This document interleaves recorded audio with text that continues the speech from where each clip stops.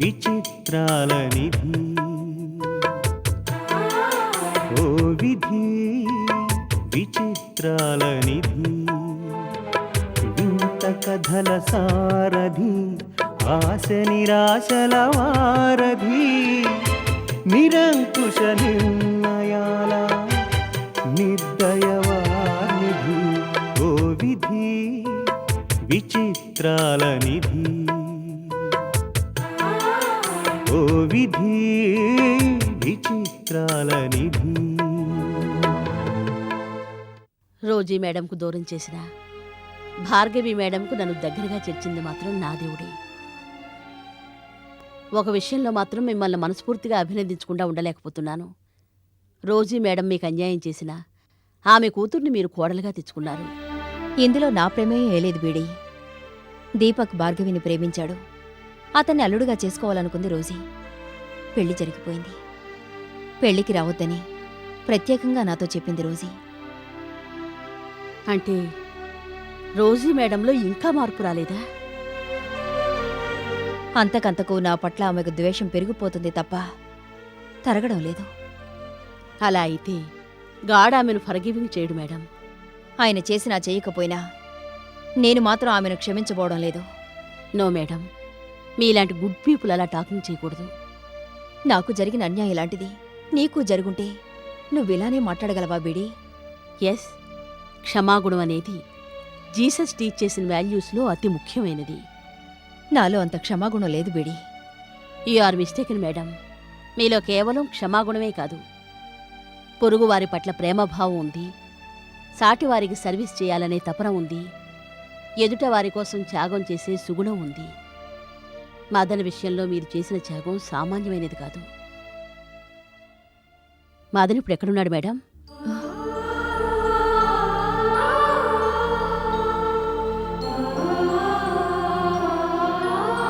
కనురెప్పలు చిదిమేసిన ఒక కన్నీటి కల. అమావాస్య ఎగరేసుకుపోయిన నిన్నటి వెన్నెల.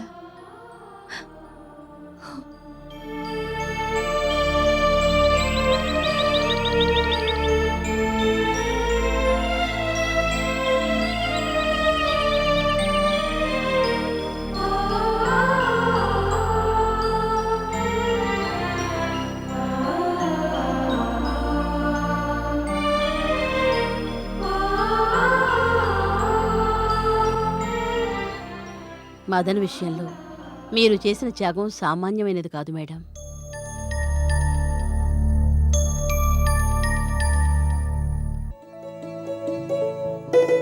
మరీ అంత సిగ్గైతే ఎలా? మీరు మరీ అంత దగ్గరకొచ్చి మాట్లాడుతుంటే ఉంటే నాకు ఊపిరి అందడం లేదు. అదేంటి? ఏమో నాకెట తెలుస్తుంది. అవును, అవ్వెక్కడా? బయటికి పంపించేశా. ఎందుకని? మీరొచ్చేసరికి నన్ను మీకోసం ఎదురు చూస్తూ ఉండమన్నారుగా. చెప్పిన మాట తూచా తప్పకుండా పాటించావన్నమాట. తూచాని నేనెందుకంటాను బాబు? ఎందుకంట నవ్వుతారు ఊరికే? తూచా అంటే అన్నీ అని అర్థం. ఏమో, ఒక్కోసారి మీరు మాట్లాడే మాటలు మా బాటోళ్ళకి అర్థం కానే కావు. అది సరే, నేను కాను కావాలని అడిగాను.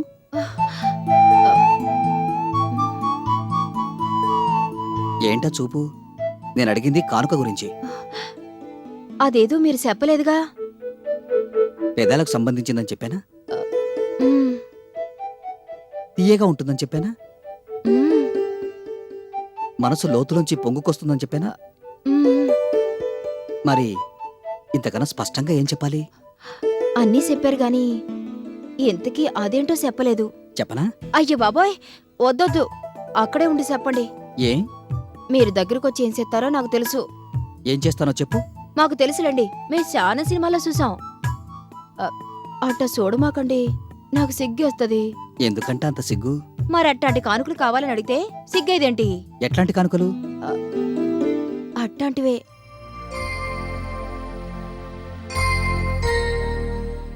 చూడు, నీకు పెళ్లి కాలేదు, నాకు పెళ్లి కాలేదు. ఇద్దరు పెళ్లి కాని అబ్బాయి అమ్మాయి తరచూ కలుస్తుంటే చూసేవాళ్ళ కొంచెం ఇబ్బందిగానే ఉంటుందనుకుంటా. అందుకే అటు వాళ్లకు ఇబ్బంది లేకుండా ఇటు మనకు ఇబ్బంది లేకుండా మనం రోజు ఇక్కడే కలుసుకోవడం బెటర్. రోజునా? వీలైతే 2 పూట్ల. అయ్య బాబోయ్, ఎందుకంత ఆశ్చర్యం? మన వెట్టా 2 పూట్ల కలుతా ఉంటే ఇంకేం చదువుతారు? బంగారు పథకం ఎట్టా వచ్చుద్ది? బంగారు పథకం కోసమని ఈ బంగారు చిలుకను వదులుకోమంటావా? అమ్మో, నా వల్ల కాదు. వల్ల కదంటే ఎట్టా? తమరే చెప్పారు కదా, బాగా చదివితే పరీక్షలు బాగా రాయొచ్చని, బాగా రాస్తే బంగారు పథకం వచ్చుద్దని, బంగారు పథకం వస్తే ఉద్యోగం పిలిచి మరీ ఇస్తారని. ఉద్యోగం వస్తే ఆ, ఉద్యోగం వస్తే? పెళ్లి చేసుకోవడానికి ఇలొద్దని తమరే కదా చెప్పారు. అవును.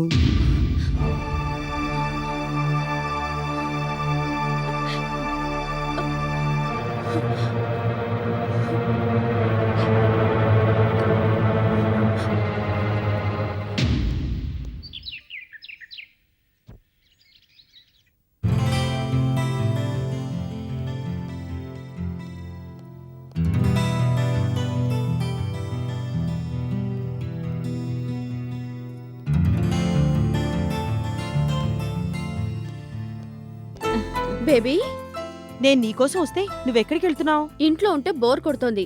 క్లబ్కి వెళ్తే కాస్త టైం పాస్ అవుతుందని. నేను రావడం ఒక్క నిమిషం ఆలస్యమైనా మిస్ అయ్యేదానివేమో. రా కూర్చో.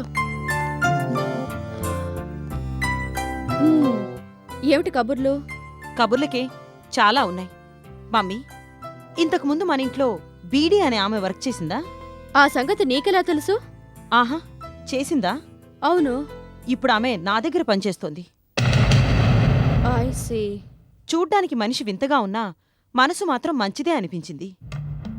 తొందరపడి మనుషుల గురించి ఒక కంక్లూజన్కి రాకు బేబీ. బీడీ అనే ఆవిడ మన ఇంట్లో పనిచేసింది. కొన్నిసార్లు పర్సనల్ విషయాల్లో జోక్యం చేసుకోబోయింది. పనివాళ్లు ఎక్కడ ఉండాలో గుర్తు చేశాను ఆవిడికి. అంతమాత్రానికే బాధపడి వెళ్ళిపోయింది. ఆ తర్వాత ఏవో రకరకాల జాబ్స్ చేసిందని విన్నాను. పొగరుమొత్తనంతో ఇంట్లోంచి వెళ్ళిపోయిన వాళ్ళ గురించి పట్టించుకోవడం దేనికని నేను పెద్దగా ఆ విషయం గురించి ఆలోచించలేదు. పిల్లల్ని బేబీ కేర్ సెంటర్లో వేద్దామని ఓ సెంటర్కి ఫోన్ చేస్తే తనొచ్చింది. పైగా లక్ష్మీదేవికి ముందే తెలిసుంటం చేత పిల్లలు అక్కడికి రావడం దేనికి, నువ్వే ఇక్కడికి రా అంటే వచ్చేసింది. అంతేనా? వేరే రీజన్స్ ఏమన్నా ఉన్నాయా? వేరే రీజన్స్ ఏముంటాయి మమ్మీ? ఆహా, ఉన్నాయని కాదు, ఉండుంటాయేమోనని. ఎనీవే, కర్ర పట్టుకుని కంట్రోల్లో పెట్టగలిగితే బీడీ మంచి మనిషి. అదమ్మా ఇదమ్మా అంటూ వరసలు కలిపి జరిగిపోయిన వాటి గురించి నీ బుర్ర తినేస్తుందేమో. అలాంటి వాటి గురించి ఇంట్రెస్ట్ లేదని చెప్పు. ఓకే మమ్మీ, నేను బయలుదేరతాను. అప్పుడేనా? ఇంకాసేపు కూర్చో బేబీ. ఆ కూర్చునేదేదో క్లబ్లో కూర్చుందాం. నువ్వు ఆ ఇంట్లో చేయవలసింది కోడలిగా యాక్టింగ్ మాత్రమే సుమా. ఇప్పుడు నేను చేసేది అదే కదా మమ్మీ, మళ్ళీ చెప్పడం దేనికి? జస్ట్ గుర్తు చేద్దామని. పద. వింటున్నాను, చెప్పండి. Yeah, of course. వాట్? నా రియల్ ఎస్టేట్ వెంచర్లో మీకు ఇండిపెండెంట్ బంగ్లా కావాలి, అంతవరకు ఓకే. కానీ అందుకు నా రికమెండేషన్తో పనేమిటి? అడ్వాన్స్ పే చేయండి, బంగ్లా బుక్ చేసుకోండి. ఏంటి? సుధాకర్ అలా అన్నాడా? అతను అలా మాట్లాడే మనిషి కాదే. అసలింతకీ మీరెవరనేది అతనితో చెప్పారా? ఓ, మీరేం వరి అవ్వకండి, సుధాకర్తో నేను మాట్లాడతాను. Okay okay.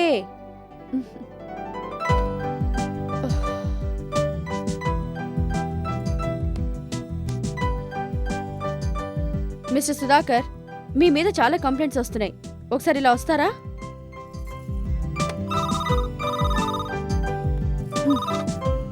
హలో. ఓ ప్రియాజీ, మీరా? ఎలా ఉంది మీ యూరోప్ ట్రిప్? I see. చెప్పండి. I see. బుక్ చేశారా? No problem. బహుశా కార్నర్ ఫ్లాట్స్ మొత్తం అయిపోయినట్టున్నాయి. ఓకే, అలాగే. మీకన్నా నాకు ఆప్తులు ఎవరున్నారు చెప్పండి. డోంట్ వరీ, ఈ వెంచర్లో మీకు బంగ్లా అలాట్ చేస్తున్నాను. ఓకే, అలాగా. ఎప్పుడు? నా రికమెండేషన్ లెటర్ దేనికండి? మిస్టర్ సుధాకర్ నా ఎదురుగానే ఉన్నారు. What mister Sudhakar? మిస్సెస్ ప్రియాజీ అడిగితే ప్లాట్స్ అయిపోయాయని చెప్పారట. మేడం, అంటే అసలు ఏం జరిగిందంటే... మీరేం వరీ అవ్వకండి ప్రియాజీ. ఈవినింగ్ క్లబ్కి గుడ్ న్యూస్తో వస్తాను.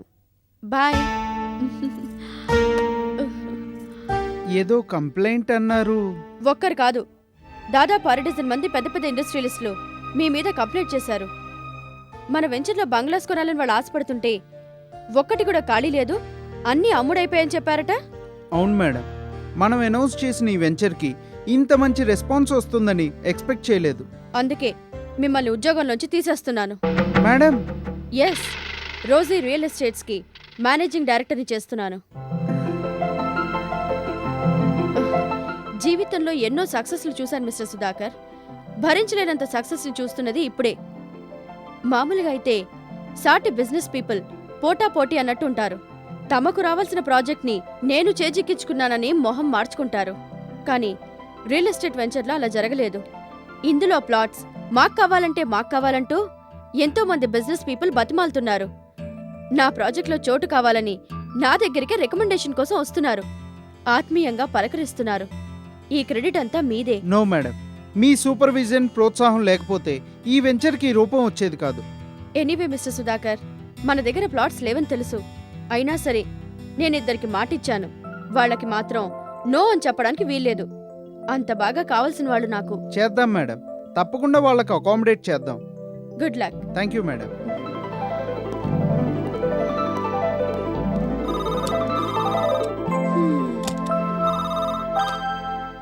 హలో బేబీ, నువ్వా? My goodness. ఏం లేదు baby, real estate venture super success అయింది కదా. ఇప్పటిదాకా ఆ ఫోన్లతో సతమతమయ్యాను. ఆ సంగతి అలా ఉంచుగాని ఏమిటి విశేషాలు? నీ మొగుడు గారు అమెరికా వెళ్ళాడా? I see. అతనలా వెళ్ళగానే ఆ లక్ష్మీదేవి పని పడతానన్నావుగా? అలాగా. చూడు బేబీ, ఆ దెబ్బ ఎలా ఉండాలో తెలుసా? ఆ లక్ష్మీదేవి మళ్ళీ మన వైపు కన్నెత్తి చూడ్డానికి భయపడాలి. Go ahead.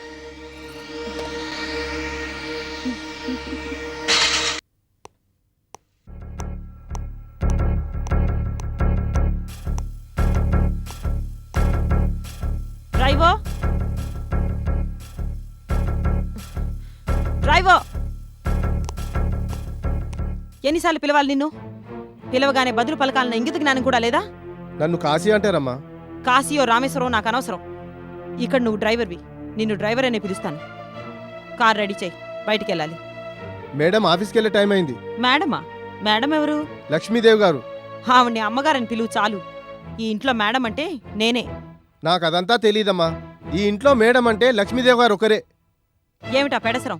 వెళ్ళి కార్ రెడీ చేయి. వేరే కారులో వెళ్ళండి. ఆ మాట చెప్పడానికి నువ్వెవడివి? నేను వేరే కారులో వెళ్తే నువ్వేం చేస్తావు? గాడిదలు కాస్తావా? ఏంటమ్మో చిన్నంతరం పెద్దంతరం లేకుండా మాట్లాడుతున్నారు. మీరు పెడితే తినేవాళ్ళం కావచ్చు కానీ తిడితే పడేవాళ్ళం కాదు. మేడంని ఆఫీస్కి తీసుకెళ్లడం నా డ్యూటీ. పిచ్చి పిచ్చిగా మాట్లాడేవంటే ఇప్పటికిప్పుడే జాబ్లోంచి నిన్ను డిస్మిస్ చేయించగలను. వెళ్ళు, కార్ రెడీ చేయి.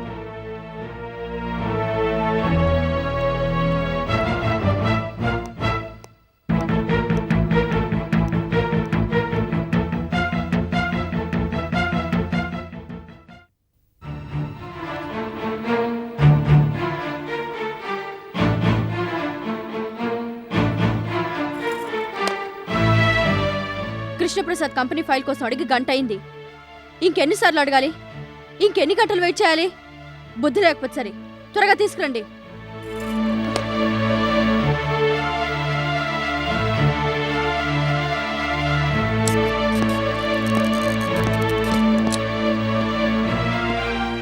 ఏ తిట్టించుకుంటేనే కానీ పంచేలేనంత మొద్దుబారిపోయాయి మీ శరీరాలు. సారీ మేడం, మీరు అడిగిన డీటెయిల్స్ అన్ని గ్యాదర్ చేయడానికి చాలా టైం పట్టింది. డీటెయిల్స్ మొత్తం కంప్యూటర్లో ఫీడ్ అయి ఉన్నాయిగా? ఉన్నాయనుకోండి, అవి గాక అనఫిషియల్గా వాళ్ళకి మనకి కొన్ని లావాదేవీలు జరిగాయి. వాటికి సరైన రికార్డ్స్ ఏమీ లేవు. లేకపోతే లేవని చెప్పాలి. ఇక్కడ వర్క్ చేయడం నీకు చేత కాదని చెప్పాలి. అష్టకష్టాలు పడి ఆ డీటెయిల్స్ కూడా సేకరించాం మేడం.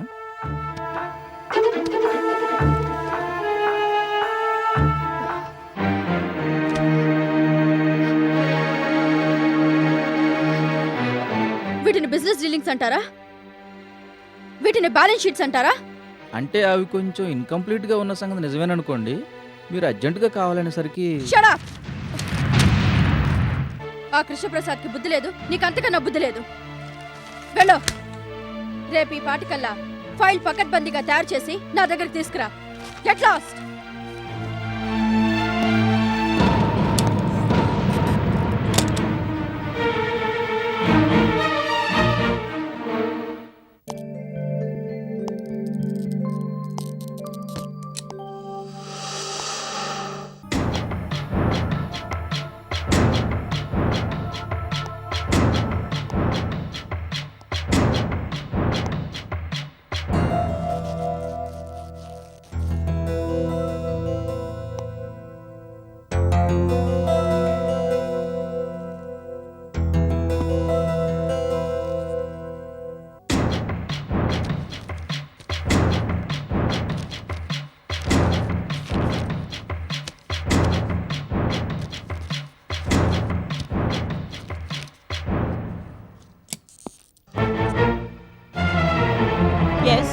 కమెన్.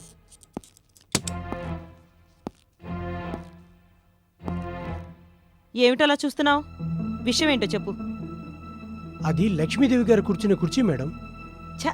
నిజమా? ఏమిటా ఫైలు? ఇది హైలీ కాన్ఫిడెన్షియల్ ఫైల్ మేడం. ముందు ముందు ఇలాంటివన్నీ చూడవలసింది నేనే. ఇలా ఇవ్వు. Sorry madam. ఏ ఇక్కడ పని చేయాలని లేదా? అంత పెద్ద పెద్ద మాటలు ఎందుకులేండి. అవును, నీలాంటి లేబర్ మనుషులకి చిన్న మాటలు చాలు. ఫైల్ ఇలా ఇవ్వు.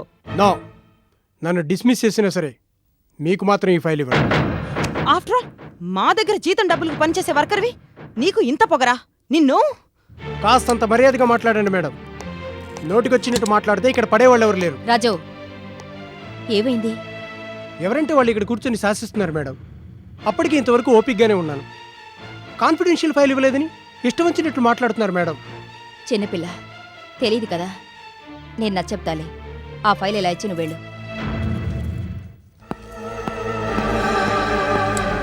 రాజు ఈ కంపెనీలో సీనియర్ స్టాఫ్ మెంబర్ అమ్మా.